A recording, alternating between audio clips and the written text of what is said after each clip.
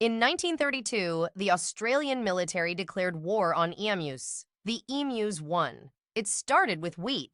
After the First World War, the Australian government had given farmland in Western Australia to thousands of ex-soldiers. They cleared the bush, planted their crops, and waited for the harvest. What arrived instead was 20,000 emus. The birds had been migrating through the region for centuries, but now there were wheat fields in the way. And emus, it turns out, love wheat.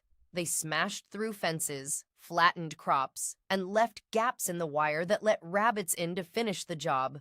The farmers petitioned the Minister of Defense. The minister sent the army.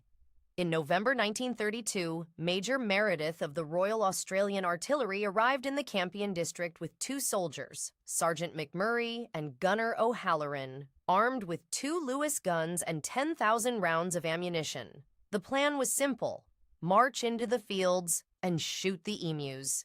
The emus had a different plan. The first engagement on November 2nd was a disaster. The birds scattered into small groups the moment the guns opened fire, sprinting across open ground at 30 miles an hour. The soldiers could not aim fast enough. They tried mounting a Lewis gun on the back of a truck, but the terrain was so rough the gunner could not hold his aim, and the emus outran the vehicle anyway. By the end of the first week, the army had used thousands of rounds and killed almost nothing. The emus appeared to have developed their own tactics. Each group had a leader, a big black-plumed bird standing 6 feet tall who watched for the soldiers and warned the others. One observer compared their formations to guerrilla warfare. Major Meredith himself reportedly said, "If we had a military division with the bullet-carrying capacity of these birds, it would face any army in the world." The military withdrew on November 8th after just 6 days. They returned for a second attempt, but were finally recalled on December 10th.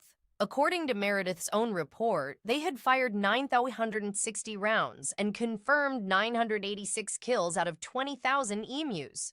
In Parliament, one member suggested that any medals should go to the emus, who had won every round so far. The government quietly went back to offering farmers a bounty per beak. The emus are still there. I do one of these a day. Dead serious. Subscribe.